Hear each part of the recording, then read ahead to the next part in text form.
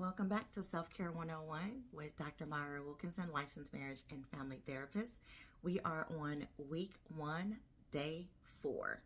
And for those of you who are just joining us, we're working from the book Start Each Day with a Smile, a 5-week journey to self-care, self-discovery, and personal growth.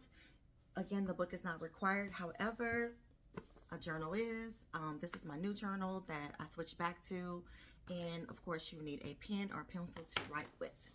All right, so yesterday you guys were asked to think about a dream that you have that you haven't shared with anyone, and I asked you guys to share your dream and how would it change your view of the world or life if that dream came to fruition.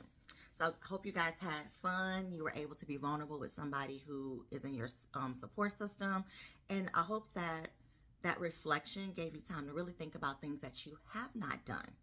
Now, that leads us to our lesson for today. Fear. We're talking about fear and how self-esteem is intertwined with fear.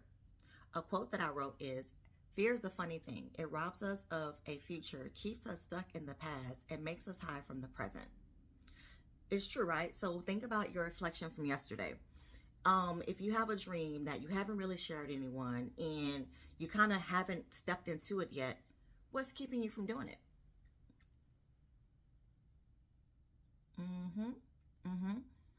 For me, I would think it's fear, right? And fear could be anything. Fear doesn't have to be a physical thing that's stopping you. Fear can be your thinking process.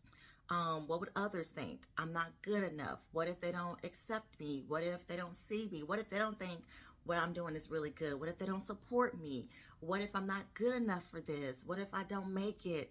All that fear keeps us from living up to our potential, but it also does something to our self-esteem, right?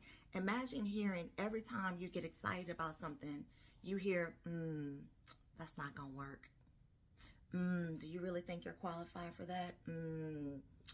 Is that really for you? Like, that really does something to how we think about ourselves. If we keep talking to ourselves from a fear mentality, we'll never get anything done. We'll never try to reach our full potential, to explore some of those dreams. Yeah, sometimes we do have high expectations for ourselves, right? Yes, that's okay. We should expect ourselves to be great. We should expect more from ourselves. That's okay to do that. But nothing changes if nothing changes, right? And because fear is so funny, like it makes us believe that we're not good enough, right? And again, it goes back to not only our thoughts, but also the thoughts that were planted in our system as well.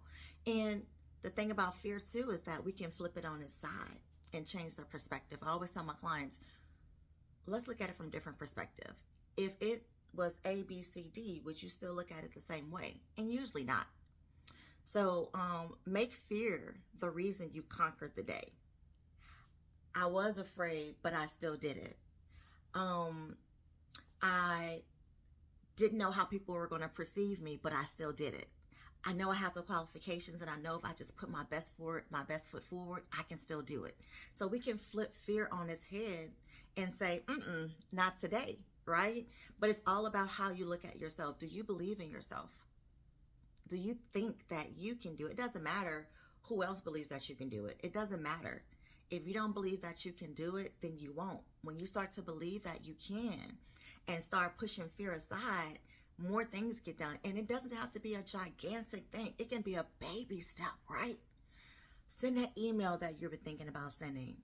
Apply for that job that you were thinking about applying for. Try something new. It doesn't have to be this big, grand gesture. It can be something small.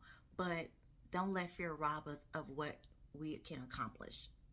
Now, the journal prompt for this week, well, for today is, how do you view fear? All right, happy journaling.